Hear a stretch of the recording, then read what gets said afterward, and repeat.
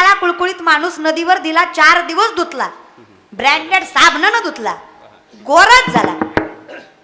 ठेवूरकर झाला का? बोलत जा. वाटलं तर कीर्तन झाल्यावर माझ्या पाकिटातलं थोडं थोडं देते तुम्हाला, पण बोला. तुम्हाला वाटायचं हिनं घ्यायचं ना आम्ही बोलायचं, देते माय बाप, पण बोला. हा बोला बोला. काही मी तुमचं आकलन केलं, बोलायचं. हा बरोबर आहे. जे मुळातच दुःखाचं आहे, एखादा काळा कुळकुळीत माणूस नदीवर देऊन 4 दिवस ब्रँडेड साबणाने धुतला, गोरा होतो का? नाही नाही होत नाही. साबणात तेवढी ताकद नाही. त्याचा जन्मच जर काळा आहे तर तो गोरा होणार. मग गोरा माणूस कोळशाने काळा केला, मग काळा होतो का? काळा तो, गोरा तो.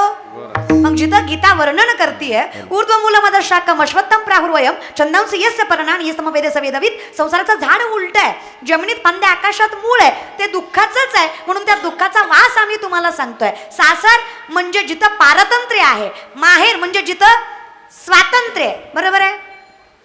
बरोबर आहे. अरे माझं लग्न झालं नाही म्हणून तुम्हाला विचारते, बरोबर आहे का? हा पारतंत्र्य म्हणजे सासर, स्वातंत्र्य म्हणजे माहेर. आता ज्या माहेराचं सुख सांगता येत नाही आणि ज्या सासरचं दुःख मांडता येत नाही अशी अवस्था आहे. मग एक सासूरवाशीण बाई एका नदीवर जाऊन धुणं धुते, हातानं घरचं तोंडानं गावचं, अशा पद्धतीनं धुणं चालू आहे तिचं. हातानं घरचं धुतीये पण तोंडानं गावचं धुतीये, घराचं धुतीये, धुणं धुतीये मायबाप. बरं का? मग एक मैत्रीण जावी, का ग एवढा आटापिटा चालू आहे तुझ्या जीवाचा? का ग एवढा आटापिटा? काय सांगू म्हणे, काय सांगू म्हणे, तुला काय सांगू? अगं सांगाल तेवढं कमी. ज्याच्या जीवावर आले त्योच धड नाही का? 40 दलिंदर मेले तेव्हा ही हलकट जन्माला आला. सगळं सहन केलं असतं, सगळं सासऱ्याचं बोलणं सहन केलं असतं, सासू नणंद जाऊ सगळं सांभाळलं असतं, फक्त हे धड पाहिजे होतं, हे धड.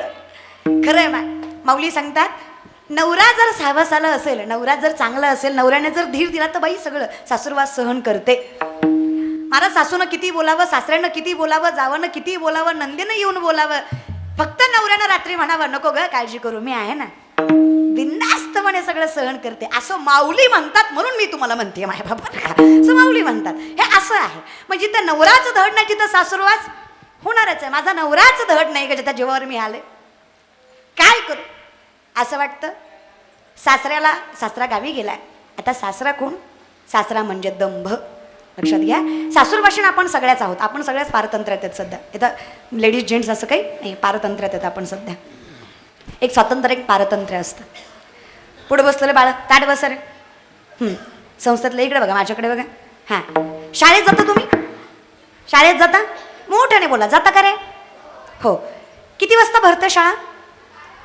12. आणि सुटते किती वाजता? 5. बरोबर. सरकारी शाळेत आहे का तुम्ही? टेन्शन नाही माझ्या बरोबर. आणि तुम्हीच हुशार होणार रे दादा. इंग्लिश मिडियमचं काही खरं नाही बरं. काही दिवसानं दादा मराठी शिक्षण राहणार नाही. 90% मराठी माणसांची पोरं आज इंग्लिश मिडियमला आहेत. हां, काय अवस्था आहे रे. आपल्याला आपलं पटत नाही का रे? तुमचं कसं झालंय माहिती आहे का मायबाप? टकल्यावरची केस काढून काढून टकल्यावर केस येईना तरी तिरुपतीला मरत. पंढरपूर पायथ्याला आहे पण जनावर खपत नाही. अरे माझा देव तर केसही मागत नाही. काही फरक आहे का? उच्च नीच काही दिष्टे बाबा भक्ती देखून या. अरे तुमचं इतकं अवघड झालंय मायबाप. तुमच्याकडे ज्या देवाचा प्रचार जास्त आहे त्या देवाला गर्दी जास्त आहे. इमानदारीने सांगू, तुळजापूरची आई भवानी काय, माहूरची रेणुका आई काय, महाराज कोल्हापूरची अंबाबाई काय, आणि सप्तशृंगी गडावरील सप्तशृंगी माता काय, आणि तुमच्या गावातलं महातारी मातेचं मंदिर काय, सगळं सारखंच आहे, फक्त आपल्या मानण्यावरच. हे मानणं आहे. माझा प्रश्न तुम्हाला आहे, ज्याला दारातलं कळलं नाही त्याला जगाच्या बाहेरचं काय कळणार आहे मायबाप? भाग्यवान आहे तुम्ही, आईचा आशीर्वाद तुमच्या पाठीशी आहे. इतका सुंदर नामस्मरण सप्ताह इथे चालू आहे. आई भवानीचा जागर आहे, आई जगदंबेचा जागर आहे, जिथं 9 दिवस युद्ध करावं मायबाप. आता हे नवविधा भक्तींचं पण महात्म्य आहे. नवरात्र 2 अनुषंगाने बघितलं जातं. एक तर षडविकार काढण्यासाठी नवविधा भक्तींचं जिथं आम्ही स्मरण करावं तिला नवरात्र म्हणावं. सगळ्यात श्रेष्ठ व्रत हे नवरात्रीचं मानलं जातं. ताकद खूप आहे मायबाप. महिषासुराच्या मर्दनासाठी जर आई भवानीचा जागर करावा लागतोय, आणि जागर संप्रदायात जागरालाच महत्व आहे. सावध झालो सावध झालो हरीच्या आलो जागरणा. जागर कळतोय? जिथं तुकोबराय सुद्धा म्हणतात वयाच्या 22व्या वर्षी मला कळलं की परमार्थाशिवाय तथ्य नाही, तिथं मी जागरणाला आलो म्हणून सावध झालो. तो जागर आहे हा, स्त्री शक्तीचा जागर आहे हा. माय ही जी ताकद आहे ना, तुम्ही साधे समजत असाल मला माहित नाही, स्वतः कधी अंडरस्टँड करू नका, ग्राह्य धरू नका. खूप ताकद आहे माय आपल्यात. आपण इतके गोड आहेत, इतक्या गोड आहेत, आपलं तोंड सोडलं तर आपण लय गोड आहेत. तेवढा एक भाग सोडून द्यायचा मायला, लय गोड आहेत आपण तशा. त्यात आपली चूक नाही माय. देवाने जन्माला घालतानाच पुरुषाला कंठ दिला, स्त्रियांना कंठ दिला. कंठ कंठ नरड्याच्या आतली गाठ. मला काही शब्द आठवला नाही दुसरा माय बाप. कंठ इथे गाठ असते, पुरुषाला इथे गाठ असते. असती नका चेक करू, असती रे दादा, असती. एवढं काय चेक करताय? असती नसती. काय चेक करताय माय? नसती. पुरुषाला असती, स्त्रियांना नसती. याचा अर्थ ते आतल्या गाठीचे. तेवढंच मायबाप तसं नाही मायबाप बरं का. असं उगाच मला गुतवत जाऊ नका मायबाप बरं का. याचा अर्थ त्यांचं पोटात राहतं, आपल्या पोटात राहत नाही. पण पटकन बोलून जातो, स्वभाव आहे तो स्त्रियांचा. हा, पण माझी विनंती एकच आहे, धर्मशास्त्र फार गोड वर्णन करतं. ज्या बाईला मनातलं ओठापर्यंत येऊन राखवता आलं ना, आणि ज्या पुरुषाला कितीही संपत्ती आली तरी नीतिमत्ता राखता आली ना, त्या घरातला भगवंत आणि त्या घरातली लक्ष्मी कधीच दुरावत नाही, हे धर्मशास्त्र सांगतं. बघा नाही का, वाणी रसवती यस्य यस्य श्रमवती क्रिया लक्ष्मी दानवती यस्य सफलम तस्य जीविता. हे सगळं तुमच्या हातात आहे, काही अवघड नाहीये, फार सोपं आहे. तुका म्हणे सोपे आहे फक्त शहाणा तो धनी. फार ताकद आहे माय आपल्यात, खरंच ताकद आहे. ब्रह्म विष्णू महेश ज्याने जगाची उत्पत्ती केली तो बाप ब्रह्म पिता आहे. ज्याच्या आग्रहाखातर किंवा ज्यांच्या सामर्थ्यावर केली ते विष्णू, ज्यांच्यात ताकद आहे. कारण ब्रह्मानी जगाला घडवलं, पण ब्रह्माला घडवणारे विष्णू आहेत. आणि मग नंतर महेश ज्यांच्यात विनाशाची ताकद आहे. या तिघांनाही महिषासुराचं मर्दन जमलं नाहीये. या तिघांनी मिळून एक आदिशक्ती निर्माण केली, कारण त्यांना माहित आहे जिला जमणार आहे ती शक्ती आदिशक्तीच असू शकते, ती स्त्रीच असू शकते. स्त्री शक्ती जन्माला घालावी, आदिशक्ती जन्माला घावी, अवतार द्यावा. या तिघांच्या स्वरूपामधून एक शक्ती निर्माण व्हावी, जिचं नाव आई जगदंबा, आई भवानी. आणि त्या आई भवानीने महिषासुराचं मर्दन करावं आणि तुम्हा आम्हाला मोकळं करावं. ताकद लक्षात घ्या. एका वाक्यात सांगू, जे जगाच्या बापाला, जगाच्या तारत्याला, जगाच्या मारत्यालाही जमलं नाही, ते आदिशक्ती आई भवानी एकाच स्त्रीला जमलं. एवढी ताकद या नवरात्रात आहे. तिचे नवविधा भक्तीने स्मरण, चिंतन, श्रवण, कीर्तन या सगळ्या नवविधा भक्तीने आपण ते साधन एवढं साध्य करायचं आहे की ती आई भवानी आपल्या घरामध्ये येऊन आपल्याला सुख देऊन गेली पाहिजे. जी घटस्थापन आहे बघा, प्रत्येक गोष्टीला सायन्स आहे. तुम्ही मानता न मानता मला माहित नाही, पण इथे संप्रदायामध्ये मूळ विज्ञानच आहे. 90% विज्ञान म्हणजे ज्ञानेश्वरी आहे. किती? 90% विज्ञान म्हणजे ज्ञानेश्वरी. घरातल्या मिक्सर करून चंद्रयानापर्यंतची सगळी टेक्नॉलॉजी म्हणजे वेद. सामवेद, अथर्ववेद, ऋग्वेद, यजुर्वेद या सगळ्या वेदांमधून. अरे आर्यभट्ट शून्याचा शोध भारताचा, संगणकाचा शोध भारताचा. जे गुगलवर सगळं सर्च करता, गुगलचा CEO भारताचा. ते सगळं सोडा, पहिल्यांदा विमान कुणी उडवलं तर ते एका भारतीय, आणि तेही मराठी माणसाने. हे कायम हे डोक्यातनं काढताय तुम्ही. आपली ताकद आपण समजून घेत नाहीये. अरे गाव माझी, माती माझी, परंपरा माझी, संस्कृती माझी, ज्ञान माझं, त्याग माझा. माझ्या सुखासाठी माझ्या आईबापाने इथं माझ्यासाठी साम्राज्य निर्माण करण्यासाठी आयुष्य खपवलं. जर माझ्या संतांनी मला अस्तित्व निर्माण करण्यासाठी त्यांचं आयुष्य खपवलं, तर या मातीत माझं साम्राज्य निर्माण करणं हे माझं कर्तव्य आहे. या कर्तव्यानेच जगलं पाहिजे. तुम्ही टाळ्या वाजवताय पण माझ्यावर उपकार करताय. दे रे, घे, दे. एवढं बोलती पाहिजे तेवढं घे. आली बाई आमच्या गावात, दे घे, काही तुला घे, दे. दान करताय भिकाऱ्याला. अरे वाजू वाटली तर प्रेमानं वाजवा, आणि काय काय तर धटकुले वाजवीतच नाही. त्यांना माझी जिरवायची. हा ना बाबा, ती कीर्तन झाल्यावर म्हणणार एवढी पोरगी बमलत होती, पट्ट्यानं टाळी वाजवलीच नाही. ॲटिट्यूड. अरे कशाचा? अरे दाद्या, 7 कोटी घरं शुद्ध कांचनाची आहेत रावणाची. किती? ठेऊरकर 7 कोटी घरं शुद्ध कांचनाची आहेत रावणाची. 7 कोटी घरं सोन्याची. धोंड्याचा महिना सोन्याची. अर्धा तोळा घातला आपल्या सासऱ्यानं. भाद्रपद आला तरी स्टेटस ठेवतोय, लाडाचा जावई गेलाय सासरी. अरे कवर. अरे अधिक गेला, श्रावण गेला, भाद्रपद आला रे. अरे अर्ध्या तोळ्यावर एवढं कौतुक करतो दाद्या. किती? 7 कोटी. एका घराची चौकट 22.5 क्विंटलची आहे. तुलसी रामायण आहे. एका घराची चौकट रावणाची 22.5 क्विंटलची, गुणवले 7 कोटी. एवढा श्रीमंत होता तरी रामाच्या चरणाशिवाय मोक्ष नाही. 2 BHK आपला. कशाचा एवढा माझ आहे?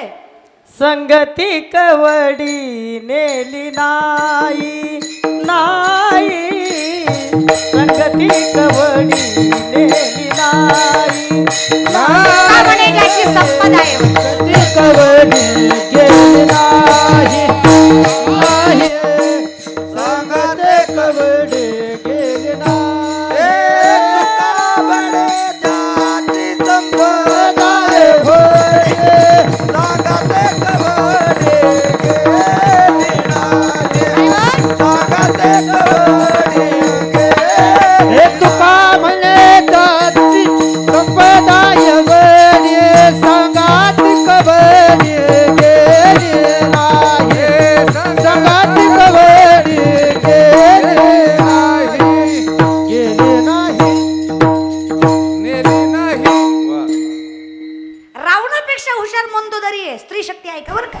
रावणापेक्षा हुशार मंदोदरी आहे. सुंदर सीतेपेक्षा मंदोदरी आहे. फक्त कसं आहे, ज्याच्या नावानं खायचं त्याच्याच बायकोला नावं नसतेच ठेवायची. त्याच्याच नावानं खायचं आणि त्याच्याच बायकोला म्हणायचं एवढी गुणाची नाही, असं नसतं मायबाप बरं का. त्याच्याच नावानं खायचं मायबाप. आता राम राम म्हणता काय आयुष्य चाललंय. लोक म्हणतात देवाचं नाम काय देतं. अहो लोक आहे तुही महाराज, विनंती माझी कधी कधी नवल आहे. अहो मला सुद्धा माझ्या मित्रमैत्रिणी म्हणतात तुझं वय काय, तू करती काय. अगं तुझ्या वयात मस्त एन्जॉय करायचा, जिने काय हे 4 दिन बाकी हे बेकार दिन, मस्त लाईफ जगायची, स्टायलिश राहायचं, मेंटेन राहायचं. फेटा बांधती कमर बांधती, निठल म्हणा निठल म्हणा. आणि रावणाचं एवढं होतं. काय करायचं ग तुला. अगं जग ना बाई.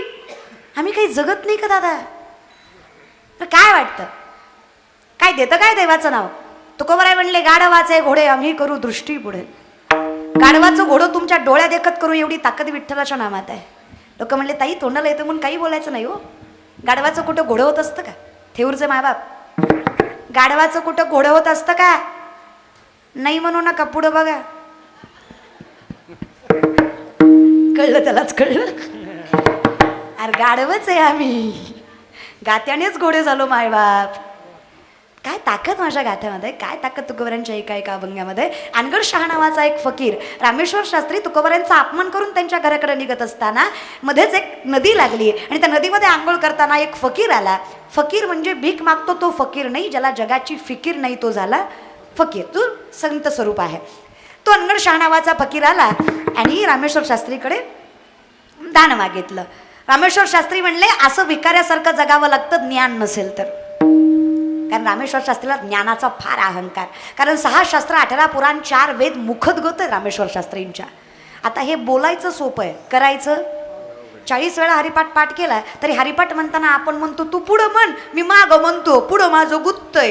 आपण त्यातली माणसं आहेत बरं का. मग आपल्याला पुढं एकतर मोबाईल धरावा लागतो, नाहीतर मग पुस्तक धरावं लागतं. कारण आपलं नामसंकीर्तन वैष्णवाची जोडी नामसंकीर्तन साधन पैसोपै यात एकदा तरी गोंधळ उडतोच. आपलं जरा अवघड आहे. आपण फक्त शास्त्री सांगायचे, आपली तेवढी लायकी नाही. मग हे सोपं नाही, पाठ आहे, मुख पाठ आहे. मुखदगत असणार रामेश्वर शास्त्री. ज्ञानाचा गर्व आहे, त्यामुळे ज्ञानाची किंमत त्यांच्या माझ्या पद्धतीने त्यांच्यासाठी कवडी मात्र आहे. कारण ज्याला अहंकार आहे त्याला ज्ञान कधीच मिळू नये. ज्याच्याकडे भक्ती आहे त्याचं ज्ञान परिपूर्ण आहे, आणि ज्याचं ज्ञान परिपूर्ण आहे भक्तीशिवाय तो अपूर्ण आहे. माझे शब्द लक्षात घ्या फक्त. भक्तीशिवाय ज्ञान अपूर्ण आहे, भक्तीसहित ज्ञान अपूर्ण असेल तरी तो परिपूर्ण आहे. कारण जेव्हा भक्ती आणि ज्ञानाची सांगड होते त्यावेळेस कळतं की ज्याच्यामुळं चाललंय तो आहे. या ज्ञान भक्ती सहज भक्तू एक वटला मज, तोची मीही केवळ तुझ श्रुतही आहे. मग ज्ञानियांचं ज्ञानी ज्ञानोबाराय म्हणतात मी कोण आहे. लोपले ज्ञानच की हितने नती कोणी, अवतार पांडुरंग नाव ठेविले ज्ञानी, आरती ज्ञान राजा महाकैवल्य तेजा, सेवकी साथ संत मनोवेदना माझा. मी आहे का नाही, अवतार पांडुरंग आपुल्या संसाठी करोनी ही परिपूर्ण ज्ञानाची पावती आहे. जिथे चालते ज्ञानाचे प्रतिबिंब ओतप्रोत ज्ञान ते ज्ञानोबाराय भगवंता.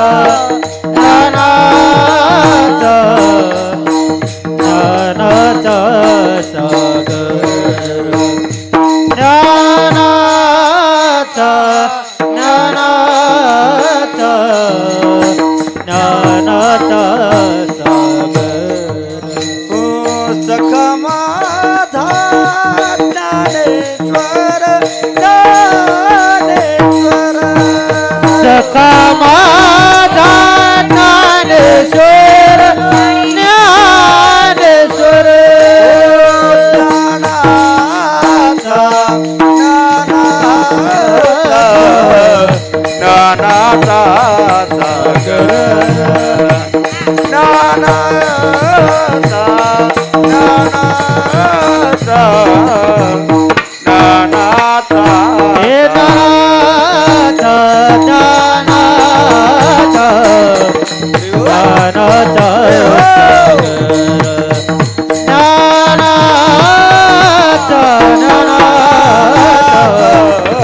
ज्ञानाचा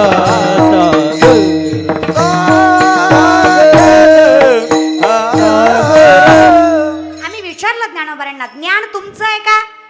ज्ञानोबाराय म्हणलं इथंच चुकताय तुम्ही, ते माझं नाहीये. ज्ञान गुण गम्य ज्ञानदेवा लाधले निवृत्तीने दिधले माझ्या हाती. देणाऱ्याची जाण आहे म्हणून करणाऱ्याचं कौतुक आहे. हे मिळालंय बहुत सुकृताची म्हणून विठ्ठली. हे लक्षात घ्या. आमचं काय होतंय, आम्हाला वाटतंय हे माझं आहे, इथे चुकतंय. हा जो दंभ आहे, विषयाकडे आला, माझं आहे हा काय आहे? दंभ आहे. दंभ म्हणजे असत्य किंवा कल्पना. दंभ म्हणजे असत्य किंवा कल्पना, जिथं मला जाणीवच नाहीये की मी काय आहे किंवा कोणामुळे आहे, हा दंभ आहे. हा सासरा मला फार त्रास देतोय. हा जो असत्य सासरा आहे ना, हे ज्ञान असूनही मला त्रास देतोय, अज्ञानाची भावना करून देतोय. कारण हा दंभ मला नाही त्या सुखात आणि नाही त्या दुःखात बुडवतोय. दंभ म्हणजे एका बंगल्याला आग लागली, लक्ष द्या मायबाप, बंगल्याला आग लागली, बरं मायबाप माझ्या लागली पण तुम्ही आनंदी व्हा मायबाप, बरं काय, हा माझ्या लागली, बरं माझ्या लागू द्या. बंगल्याला आग लागली आणि बंगल्याला आग लागल्यानंतर बंगल्याचा मालक मोठे मोठे रडायला लागला. अरे कोणतरी विचवा रे, काहीतरी करा रे, माझ्या आयुष्याची पुंजी जळती रे, मी आयुष्य खर्च केला रे, त्याच्यामध्ये लय माझा भारी बंगला आहे रे, लय बंगला भारी रे, जळतोय रे. त्याचं पोरग मात्र शांत उभा आहे. बाप म्हणला काय अवलाद जन्माला घातली, खरंय म्हणा, झळ नाही त्याला, काय त्रास व्हायचा त्याला. अरे मी लोकांची बांध उकरू उकरू बंगला बांधला रे, लोकांची बांध उकरू उकरू, काहीतरी झळ होती का तुला? अरे कमीत कमी कडू तुझी लेकर बाळा सुखान राहणार आहेत म्हणून तरी जेव. ते म्हणला बाबा लय झाला आटापिटा, लय नाचू नका, मी परवाच बंगला इंदलाय, तुम्ही गप बसा. त्यानं परवाच बंगला ऐकला होता. आता बापही गार झाला. आता बापही म्हणलं जळू दे, मग कुठून जळतोय बघू, काय प्रॉब्लेम नाही, जळू दे जळू दे, बघू आपण, जळू दे. माझा प्रश्न आहे तुम्हाला, बंगला तोच आहे, आग तीच आहे, माणसं तीच आहेत, बदलली काय कल्पना. माझा आहे, माझा नाही आहे. माझा आहे हाच दंभ आहे, माझा नाही हेच सत्य आहे. तेवढ्यात पोराचा फोन वाजला, पोराने फोन उचलला, पोरगा रडायला लागला. बाप म्हणला तू का रडतोय? ती म्हणला तिकाला व्यापारी म्हणला तुमचा बंगला आता मला न ग. आता काय करता, बंगला तोच आहे, आगही तीच आहे, माणसंही तीच आहे, बदलतीये ती कल्पना आहे. कळतंय का? मग जिथे असत्य दुःख देत आहे आणि सत्य सुखावत आहे, आता लक्षात घ्या. दंभ त्रास देतोय आणि नामचिंतन सुखावत आहे. कारण सत्य, नामाशिवाय सत्य कुणी नाही आणि भगवंताशिवाय आपलं कुणी, हे कायम लक्षात ठेवा. एकमेव सत्य काय असेल तर भगवत नाम आहे, बाकी काहीच नाही. या विषयाकडे मग काय माबाप, हा दंभ नावा शास्त्रात त्रास देतोय. जिथे रामेश्वर शास्त्रीलाही त्या दंभानेच त्रास झालाय की मी फार ज्ञानी आहे. विषयात आहात, मी फार ज्ञानी आहे. फकीर म्हणला तू ज्ञानी अस ना, चल तू या पाण्याच्या बाहेर येऊन दाखव, मी तुला ज्ञानी समजतो. रामेश्वर शास्त्री जसे पाण्याच्या बाहेर यावे त्यांच्या अंगाचा दाह चालू व्हावा. दाह कळतोय, दाह, जशी काही अंगाला आग लागली आहे असा त्रास व्हावा. ताप आल्यावर बघा अंगाचा दाह होतो, तसा दाह व्हायचा. इतका दाह बेकार आहे, जसं एखादा माणूस पेटवावा आणि त्याला त्रास व्हावा तसा त्रास रामेश्वर शास्त्रीला होतोय. अनगड शहा म्हणले ज्ञानाने विझवून टाकवतो दाह, नाही विजत आहे. पाण्यात गेली की आग शांत, पाण्यातून बाहेर आली की आग चालू. तो शेजारचा माणूस म्हणला तुम्हाला जर हा दाह थांबवायचा असेल तर पर्याय एकच आहे, तुकोबरायांचं चरण. ज्या शास्त्रींनी तुकोबरांचा अपमान करावा ते शास्त्री भंडारी डोंगरावर तुकोबरांच्या चरणावर मस्तक ठेवतात. एक अभंग फक्त, काही नाही, फक्त एकच अभंगाचं चरण आहे. काही न लगे एक भावची कारण तुका म्हणे आन विठोबाची.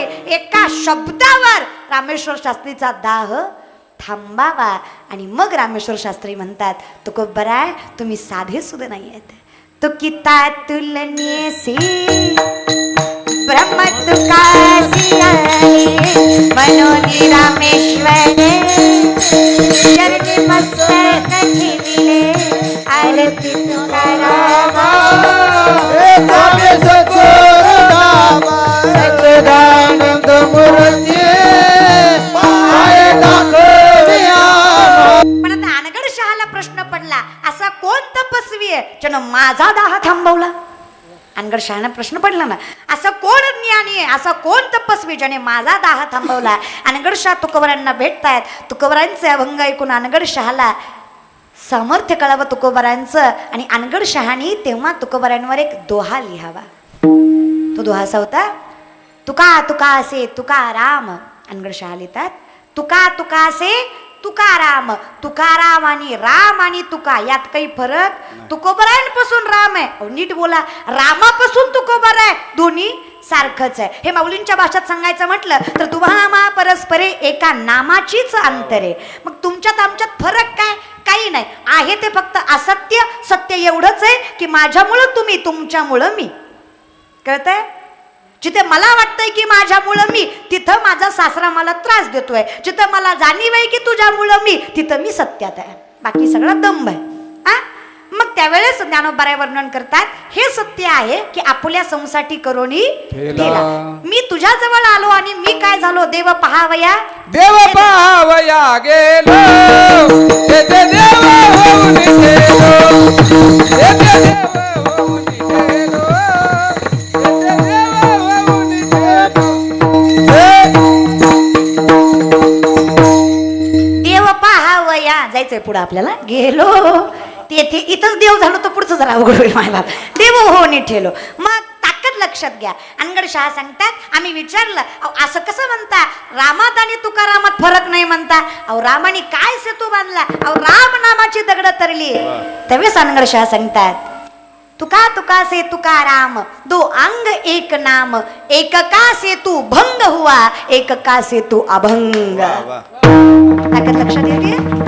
जिथं रामाचा सेतू भंग झाला, तुकारामांचा 4,500 पायऱ्यांचा सेतू आजही आमच्या सारख्या खटनट माणसाला तारतो. आणि लोक म्हणतात देवाचं नाम काय देत. आले का विषयाकडे? दोन्ही अनुषंग लागले. माझ्या प्रश्नाचं उत्तरही मिळालं आणि अभंगाच्या प्रश्नाचं उत्तरही मिळालं. कळतंय ना? जाऊ द्या, माझ्या सुखासाठी तरी होय म्हणा. आता काय करता मायबाप का, बळच म्हणा, पण म्हणा आता होय मनात काय दंभ धर्मात आहे ना. योग याग विधी येणेनो हे सिद्धी, वायाची उपाधी दंभ. माऊली म्हणतात, हे जे तुम्ही तपश्चर्या, अभंग नीट लक्षात घ्या. देवाची द्वारी उभा क्षण भरी, तेने मुक्तीचारी. या अभंगाचा अर्थ असा नाहीये की भगवंताच्या दारात थांबल्यावर 4 मुक्त्या साधल्या जातात. याचा अर्थ असा आहे, माझ्या भगवंताच्या दारात एवढं सामर्थ्य आहे, अरे तुम्ही 4ही मुक्त्या साधायची गरज नाही, फक्त क्षणभर देवाच्या दारात थांबा, एवढी ताकद माझ्या भगवंताला. ही ताकद आहे. मुक्त्या साधणारा परमार्थ आमचा नाही, आमच्यासाठी मुकी नाम हाती मोक्ष, ऐसे साक्ष हरिपाटा इतकं किचकट काही नाही. आता याचाच अनुषंग अजून लावायचा म्हणला तर द्वैताची झाडणी गुरुविन तया कैचे कीर्तन. द्वैत म्हणजे असत्य. असत्य जगणाऱ्या माणसाला, बिनबुडाच्या माणसाला गुरुविन ज्ञान. हे मी माझ्या शब्दात सांगितलं बरं का. बिनबुडाच्या झाडाला, बिनबुडाच्या माणसाला तुकोबरांच्या भाषेत तुका म्हणे येते पाहिजे जातीची. हा, मग अशा माणसाला कितीही कीर्तन त्यानं लोकांना सांगितली काय आणि लोकांनी त्याची ऐकली काय फायदा? म्हणजे जयाचे आहिक धड नाही, तयासी परित्र पुस्ती काही अहिक.